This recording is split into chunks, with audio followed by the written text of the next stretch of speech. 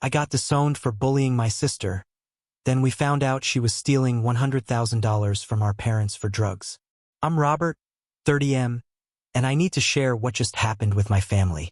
My father, 58M, has disowned me because my sister Sarah, 28F, convinced him to do it. She's always hated me, and now she's finally succeeded in turning our dad against me completely. I grew up in a middle-class family in a suburban neighborhood. My parents, John, 58M, and Linda, 56F, both worked hard to provide for us. Dad was an accountant at a local firm, and Mom was a high school English teacher. They always emphasized the importance of education and hard work. I'm the oldest of 3 siblings. There's me, my brother Mike, 26M, and Sarah. From a young age, it was clear that Sarah was the favorite child. She was born when I was 2 and Mike was on the way. Mom often told the story of how Sarah was a miracle baby because they had trouble conceiving her. As we grew up, the favoritism became more obvious. Sarah got the best of everything: clothes, toys, attention. When I was 10, I desperately wanted a new bike for my birthday. My parents said it was too expensive. But just a few months later, they bought Sarah a brand new bike just because. This pattern continued throughout our childhood. In school, I was always a good student. I worked hard and got mostly A's and B's. Mike was similar, though he struggled a bit more with academics. Sarah, on the other hand, was average at best. But our parents, especially Dad, always made excuses for her. If she got a C, it was because the teacher didn't explain it well enough. If she got in trouble for talking in class, it was because she's just so social and friendly. When I was 16, I got my first part-time job at a local grocery store. I wanted to save up for a car. Mike did the same when he turned 16. We both bought used cars with our own money. Sarah, however, was gifted a brand new car for her 16th birthday. Dad said it was because she needed something safe and reliable. Despite the clear favoritism, I tried not to let it bother me too much. I focused on my studies and my goals. I got into a good college and majored in computer science. After graduation, I landed a job at a tech startup.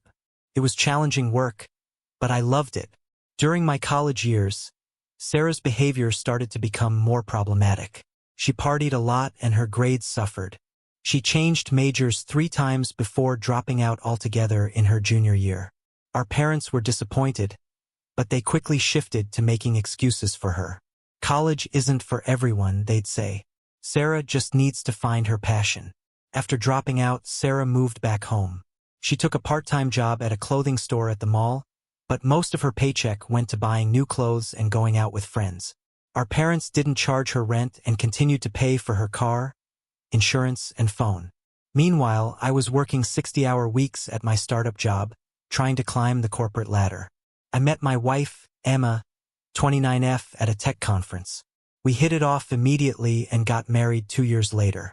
Emma is a graphic designer and we complement each other well. The tension between Sarah and me really ramped up about a year ago.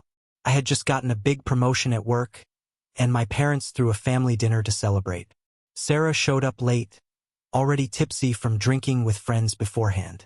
Throughout dinner, she kept making snide comments about how I thought I was so much better than everyone else because of my job. I tried to ignore her comments, but she wouldn't let up. She started bringing up embarrassing stories from our childhood, clearly trying to make me look bad. Finally, I snapped and told her that maybe if she actually applied herself instead of mooching off our parents, she could be successful too. She burst into tears and ran out of the room. Dad was furious with me for upsetting her. He said I should apologize, but I refused. I was tired of always having to coddle Sarah's feelings while she treated me like crap. Mom tried to play peacemaker, but it was clear she was siding with Sarah too. After that dinner, things got even worse. Sarah started telling our parents that I was bullying her whenever we were around each other. She'd twist my words and actions to make me look bad. If I didn't respond to her text messages right away, she'd tell our parents I was ignoring her. If I disagreed with her opinion on something, she'd say I was belittling her. I could tell my dad was starting to believe her lies. He'd call me up to lecture me about being nicer to my sister. When I tried to explain my side, he'd accuse me of making excuses. Mom would just sigh and say she wished we could all get along. The final straw came last week. Sarah told our dad that she'd overheard me telling Mike that I thought our parents were idiots for continuing to support Sarah financially. This was a complete lie. I never said anything like that. Mike and I had talked about our frustration with the situation, but we'd never insulted our parents. But Sarah must have been pretty convincing, because my dad called me up in a rage. He yelled at me for a good 20 minutes, saying he was sick of me looking down on the family and treating Sarah badly. He accused me of being jealous of Sarah and trying to turn everyone against her. He said I was ungrateful for everything they'd done for me. I tried to defend myself, but he wouldn't listen. He just kept yelling about how I'd betrayed the family. Finally, he said the words I never thought I'd hear: "You're no longer my son. Don't bother coming around anymore. You're dead to me." I was in shock. I couldn't believe my father would disown me over Sarah's lies. I tried calling my mom to talk some sense into him, but she just cried and said there was nothing she could do. She said Dad was set in his decision and that maybe if I apologized to Sarah, things would blow over. But I refused to apologize for something I didn't do. I called Mike to see if he would back me up, but he was hesitant. He said he believed me, but he was afraid to speak up against Sarah and risk getting disowned too. He has a wife and a baby on the way, so I understand his reluctance to rock the boat. It's been a few days now, and I'm still reeling. Emma is furious on my behalf and wants me to cut ties with the whole family. She says they've never appreciated me and that we're better off without their drama. Part of me agrees with her, but it's hard to think about never speaking to my parents again. I've tried reaching out to a few extended family members to explain the situation, but most of them seem to be taking Sarah's side. My Aunt Carol, Dad's sister, even called to tell me how disappointed she was in my behavior. It seems Sarah has been spreading her lies to the whole family. I don't know what to do. Part of me wants to fight back and prove Sarah is lying. I could show them my phone records to prove I never had the conversation she claims to have overheard. I could point out all the times in the past where she's manipulated situations to her advantage. But another part of me just wants to walk away from all the drama. I'm tired of feeling like I have to constantly prove my worth to my own family. Emma and I are trying to start our own family. She's actually 12 weeks pregnant, though we haven't told anyone yet because of all this drama. Maybe it would be better to focus on our future and let go of the past. I've thought about writing a letter to my parents explaining everything, but I'm not sure if they'd even read it. I've considered confronting Sarah directly, but I'm afraid she'd just twist my words and use them against me again. The whole situation is affecting my work and my relationship with Emma. I'm having trouble concentrating at my job, and I find myself getting irritable with Emma over small things. She's been incredibly supportive, but I know it's wearing on her too. I've thought suggesting family therapy, but I doubt Sarah or my dad would agree to it. They both seem to think I'm the only problem. And to be honest, I'm not sure I want to sit in a room and hash this out with them. The thought of it just makes me feel exhausted. Has anyone else dealt with toxic family dynamics like this? How did you handle it? Did you try to clear your name, or did you just walk away? I could really use some advice on how to move forward from here. I never thought I'd be in a position where I was cut off from my family, and I'm struggling to come to terms with it. Update 1: It's been about 2 weeks since my last post, and a lot has happened. First, I want to thank everyone for the supportive comments and messages. It really helped to know I wasn't alone in dealing with difficult family situations. After taking some time to process everything and reading through all the advice, I decided to try one last time to talk to my dad. I figured I owed it to myself to at least attempt to clear the air before potentially cutting ties for good. I sent him a text asking if we could meet up in person to talk things through calmly. To my surprise, he agreed. We arranged to meet at a coffee shop near his work during his lunch break. I was nervous all morning, trying to plan out what I would say. Emma gave me a pep talk before I left, reminding me to stay calm and stick to the facts. When I arrived at the coffee shop, Dad was already there. He looked tired and older than I remembered. At first, things were tense and awkward. We made small talk about the weather and his work for a few minutes before I finally brought up the reason for our meeting. I calmly explained my side of things. I told him how hurt I was that he would believe Sarah's without even asking for my perspective. I pointed out all the times in the past where Sarah had twisted the truth to make herself look better. I even showed him my phone records to prove I hadn't had the conversation Sarah claimed to overhear.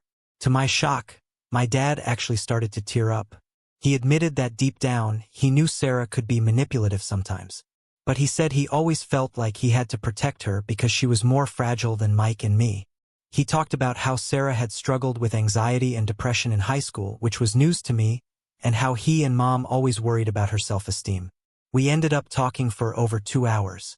Dad opened up about a lot of things I never knew. He talked about the pressure he felt to provide for the family and how he often worked overtime when we were kids to make ends meet. He admitted that he probably overcompensated with Sarah because he felt guilty about working so much when she was young. By the end of our conversation, Dad apologized for disowning me so hastily. He said he'd been stressed about work and other issues, and he'd taken it out on me unfairly.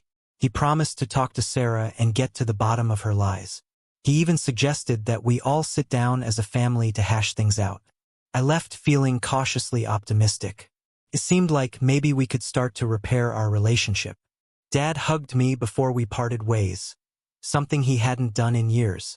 I called Emma on the way home to tell her how it went, and she was happy for me but warned me not to get my hopes up too high.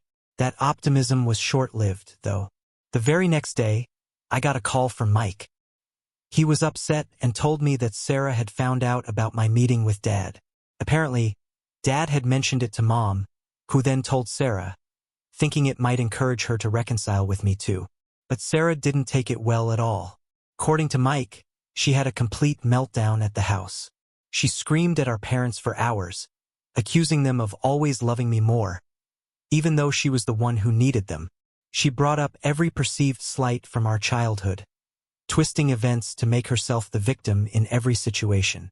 Mike said Sarah threatened to move out and never speak to them again if they didn't cut me off completely. She said I was manipulating them and trying to turn them against her. She even threatened to hurt herself if they kept in contact with me. Our parents, of course, caved to her demands. My mom called me in tears, saying they had no choice but to side with Sarah. She said Sarah was in a fragile state and they were afraid of what she might do if they didn't support her. She begged me to understand and to give Sarah space. I was beyond frustrated. Just when I thought we were making progress, Sarah managed to manipulate the situation again. I told my mom I was done trying. If they wanted to enable Sarah's behavior, that was their choice. But I wouldn't stick around to be her punching bag anymore. The next few days were chaotic. Sarah started posting on social media about how I was an abusive brother who was trying to turn the family against her. She shared childhood photos with long captions about how I'd always bullied her and made her feel worthless. Some extended family members and old friends started messaging me, asking what was going on. I was tempted to fight back and tell my side of the story publicly. I wanted to expose Sarah's lies and manipulations. But Emma convinced me it wasn't worth it. She said engaging would only give Sarah more ammunition and drag out the drama. She reminded me that the people who really mattered would see through Sarah's lies. Instead, I decided to focus on the people who really mattered. I reached out to Mike and told him I understood if he needed to keep his distance to avoid drama with our parents. But I made it clear that I'd always be there for him if he needed me. He was grateful and promised to keep me updated on what was happening with the family. I also called my grandmother, my dad's mom, to explain the situation. She's always been a voice of reason in the family. To my relief, she believed me about Sarah's lies. She shared some stories about how Sarah had caused drama in the family before, even when she was young. She promised to talk to my dad and try to make him see reason. For now, I'm taking a step back from the whole situation. I've blocked Sarah on all social media and told my parents I need space. It hurts to be estranged from them, but I realize I can't keep subjecting myself to this toxic dynamic. Emma and I are focusing on preparing for our baby's arrival. We've started setting up the nursery and looking into childbirth classes. We've decided that unless things change dramatically with my family, we won't be involving them in our child's life. It's a hard decision, but we feel it's necessary for our own peace of mind and for the well-being of our child. I've also started seeing a therapist to work through my feelings about all of this. It's helping me process the anger and hurt and giving me tools to set healthier boundaries. Emma and I are also doing some couples counseling to make sure we're on the same page about everything and to strengthen our relationship as we prepare to become parents. At work, I've had to have a difficult conversation with my boss about what's going on. The stress was affecting my performance, and I wanted to be upfront about it. Thankfully, he was understanding and has allowed me to adjust my workload a bit while I deal with everything. I'm trying to stay positive and focus on the good things in my life. Emma and I have been spending more time with her family, who have been incredibly supportive through all of this.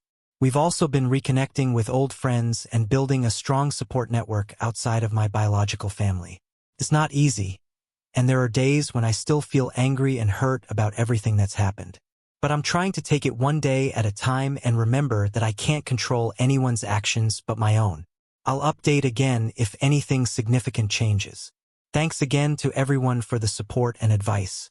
It's made a real difference in helping me navigate this difficult situation. Update 2. It's been about 3 months since my last update, and I wanted to share some surprising developments. First, some good news. Emma and I welcomed our baby boy, Jack, into the world last month. He's healthy and perfect, and being a dad is the most amazing experience of my life. The first few weeks have been a whirlwind of sleepless nights and diaper changes, but we're slowly finding our rhythm. Now on to the family drama. About a month ago, I got an unexpected call from my brother Mike.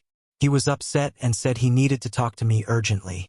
We met up at a park near his house, and he dropped a bombshell on me. Apparently, Mike had been doing some digging into Sarah's past behavior. He'd always had suspicions that she was hiding something, but he could never prove it. Well, he finally found some concrete evidence of her lies and manipulations. Mike discovered that Sarah had been stealing money from our parents for years. She'd been taking blank checks from our dad's checkbook and forging his signature to withdraw cash. She'd also opened several credit cards in our mom's name and maxed them out. But it gets worse. Mike found out that Sarah had been using the money to fund a secret drug habit. He showed me text messages he'd found on her old phone, which she'd left at our parents' house, arranging drug deals and talking about how much she owed her dealer. I was shocked. I knew Sarah was irresponsible with money, but I never thought she'd stoop to outright theft and drug use. Mike showed me copies of bank statements and credit card bills as proof. The amount she'd stolen over the years was staggering, easily over $100,000. Mike was torn about what to do with this information. On one hand, he wanted to expose Sarah's crimes and finally prove to our parents that she'd been manipulating them. On the other hand, he was worried about how they would react and if it would tear the family apart even more. We spent hours discussing what to do. We both felt our parents deserved to know the truth, but we were concerned about how it would affect them emotionally and financially. We also worried about Sarah's reaction and if she might do something drastic if confronted. After a lot of back and forth, we decided that our parents needed to know. We agreed to confront Sarah together and give her a chance to come clean before we told our parents ourselves. We invited Sarah to meet us at a restaurant, saying we wanted to try to work things out as siblings. When she showed up, she seemed nervous but put on a fake smile. We sat down and ordered drinks, making small talk for a few minutes. Then, Mike pulled out the folder of evidence and laid it on the table. Sarah's face went pale.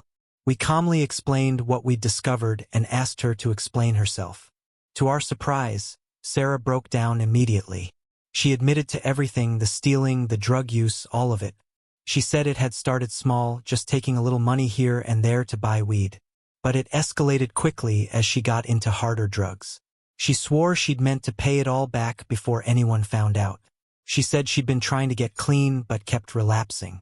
She begged us not to tell our parents, saying it would destroy them. We told Sarah she had 2 choices. Either she could tell our parents herself and agree to get help, or we would go to them with the evidence. She pleaded with us to give her more time, but we stood firm. In the end, Sarah agreed to come clean to our parents. Mike and I went with her for support and to make sure she told the whole truth. The conversation with our parents was one of the hardest things I've ever been through. Mom couldn't stop crying. Dad looked like he'd aged 10 years in an instant. They were hurt, angry, and completely blindsided. Sarah promised to get help for her addiction issues and to pay back every cent she stole. Our parents said they would support her getting treatment, but that she couldn't live at home anymore. They also decided to press charges for the identity theft and fraud, hoping it would force Sarah to take her recovery seriously.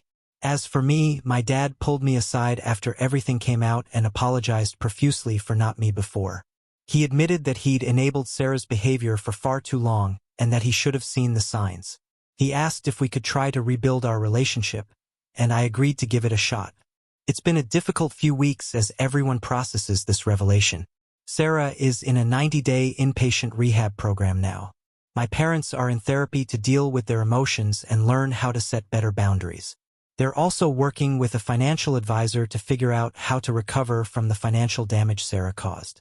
Mike and I are doing our best to support our parents while also maintaining some distance for our own mental health. It's a delicate balance, but we're managing.